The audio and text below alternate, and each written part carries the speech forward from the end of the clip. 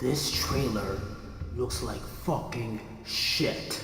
The effects looks like something from a Scooby-Doo movie. It's now the most disliked movie trailer in YouTube history.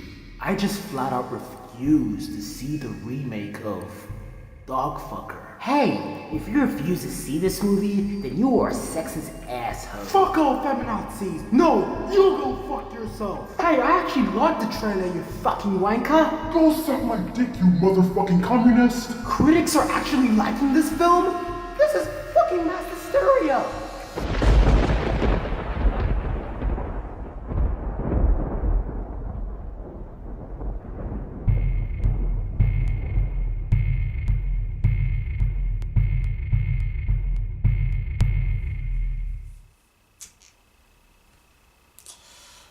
Well,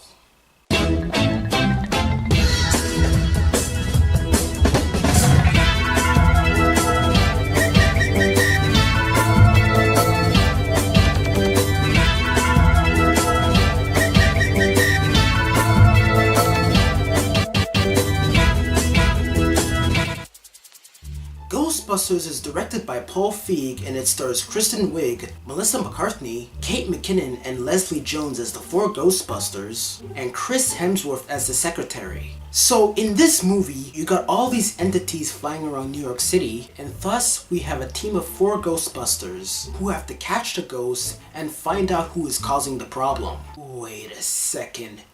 This is a remake? This is a remake to the 1984 Ghostbusters, only with guys! This can't be. This can't be! Alright, so the movie has just arrived, and after months and months of trouble and controversy from the trailers, from Paul Feig, from James Rolfe, and other people who are against this movie, and other people who are defending it, it is finally here. People are choosing to see it, and other people will rather wait until it's out on Netflix or something. And then you got people who just don't want to see it at all. Some are literally starting fundraisers saying, I will not see Ghostbusters 2016 unless I have $1 million. Otherwise, no review. So when I saw the trailers and the controversy surrounding it, I felt like this film was going to be a disastrous train wreck. And because of the distracting things that was going on, my anticipation for this film is quite ruined, all because of the politics. So I just lost faith because I saw the first Ghostbusters movie. I thought it was a blast and I thought it was really enjoyable. The second one, there was some problems, but there were a lot of redeeming qualities. So after hearing about Ghostbusters 3, its cancellation, its reboot, I felt like as if things are falling apart because we are sick and tired of these remakes. Yes, once in a while we get a satisfying one, but for the most part, they're just disasters. And that is how I viewed Ghostbusters 2016.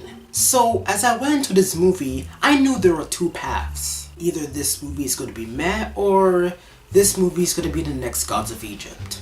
So I saw this movie and okay, my experience went like this. The opening of the movie was fantastic. The build-up was great, the timing was great. For the most part, I really liked it. And to have the original Ghostbusters theme song in the opening credits felt really redeeming. Then the movie cuts to Kristen Wiig, and this is where the problems start to kick in. So congratulations guys, fans to the original Ghostbusters, you got what you want. You win.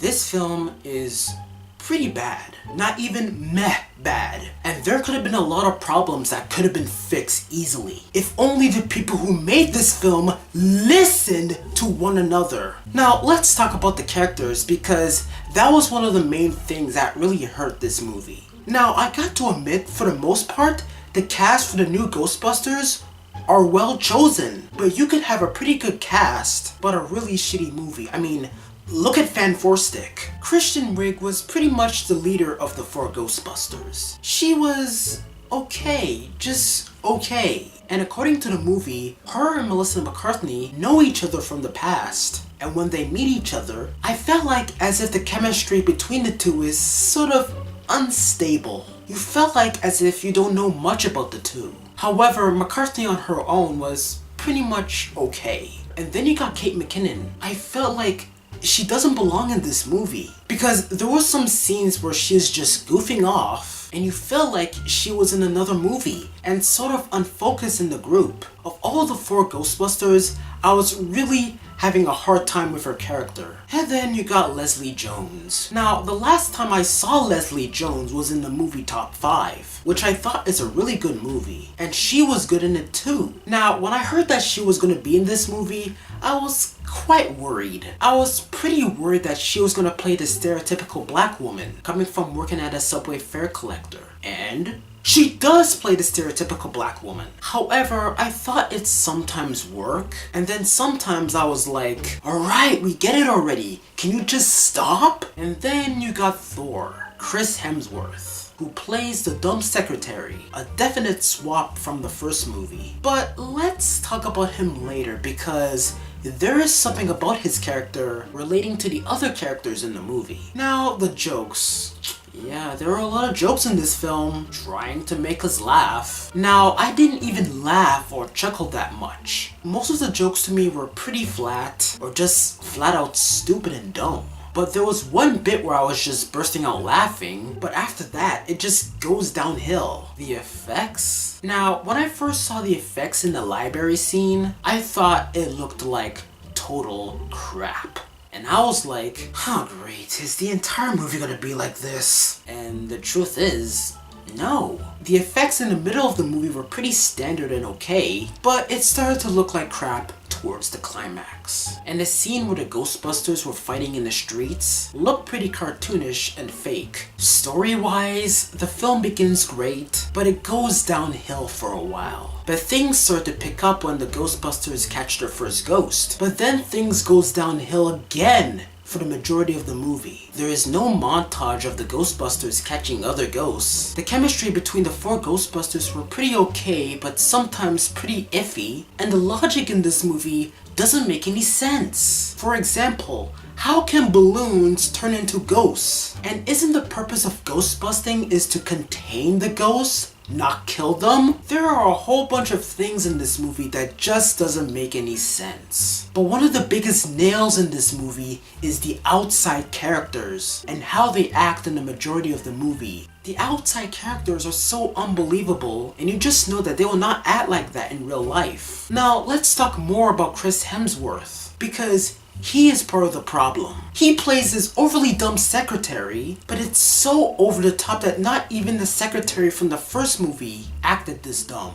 And we get the joke, women smart, men dumb. And of all the controversy of men being called sexist and monsters, and Paul Feig losing his shit towards the fans because he cannot accept criticism, you could tell that the double standards in this film is quite clear. Because literally, all the men in this movie are portrayed as dicks or retards. Oh yes, it's true. Even the cameos are being mean to the women in this movie. And one of the cameos were killed off in a way that is so disrespectful that it's an insult to the source material and it's an utter reminder on how the men are portrayed. However, there was one woman that was being mean to the Ghostbusters, and for one moment I was pretty relieved. But in the end, it's predictable that the woman will eventually join the Ghostbusters side. And thus, the message of men being dicks will be the main focus of the movie. And to make matters worse, you got the final battle in the movie. The huge Ghostbusters logo was attacking New York, and the Ghostbusters were able to defeat it in a way that is so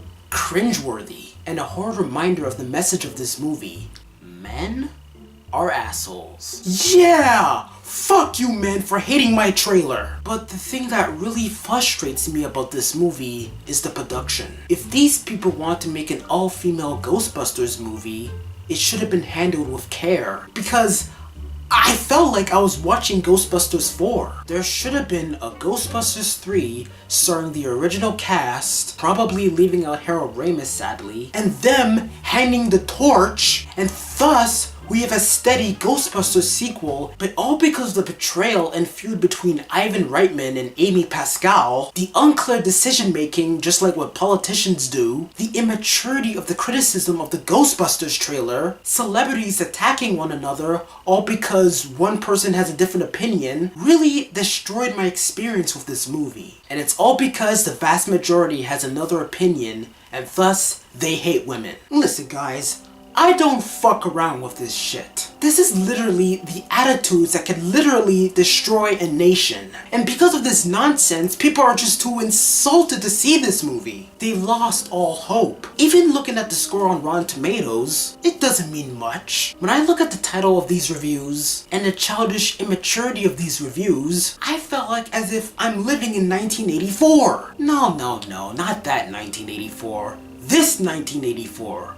Oh yes. And because of our opinions, it's all because we look down on women for choosing these roles. But that's not the reason. Yes, there are some people who feel that way, and personally, there are 3 reasons. One being that there should have been a sequel where the original cast passed the torch to new Ghostbusters, which I agree, that should have happened instead. Another reason could be because of traditional values. And another reason is because these men have bad experience with women, and thus these men would have to look themselves in the mirror and says, dude, you have to get over it. I totally get it, but not all people are like that. Some of them actually have valid reasons. But to retaliate by calling people names, not accepting criticism, and a movie that has qualities that people don't want, and some critics acting like it's nothing, pretty much proves to me that equality is nothing but a myth, and that we should instead just live life according to our biological functions. Look, I'm sorry I went off topic there, but it's something that I want to get off my chest, because I've never seen people getting angry over a film like this, and choosing sides to the point it gets really political and ridiculous. I mean,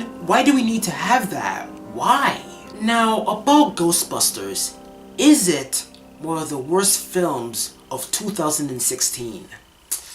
Well, after about the bad things I said, not really. I mean, there were some good things about the film I really liked. Even though this movie is a remake, you can tell that there are some new qualities added. Even though this film is not funny, I smiled and chuckled a few times. The ghost busting was pretty cool a few times. If you watch this film in 3D, which I never intended to do in the first place, the 3D is quite impressive despite its effects. The 4 Ghostbusters, even though they have a bad script to work with, they at least tried their best. But in the end, there are just too many problems in the movie, and the development of this entire movie was so distracting and annoying and unavoidable that it gets to you when you see this movie. I still recommend this movie just to be curious, but don't see it in theaters. And if you really want to see this movie right now, just try to see it for free.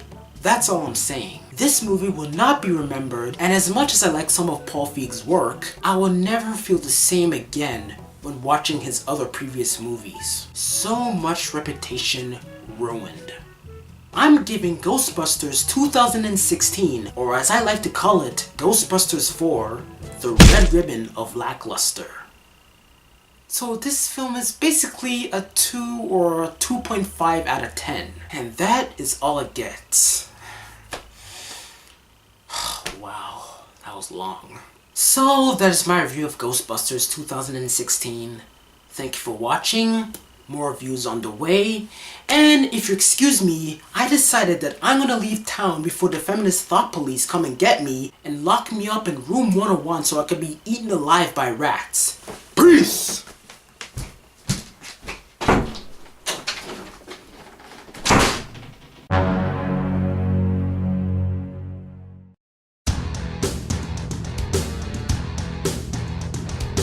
I'm just gonna hurt you. Really, really.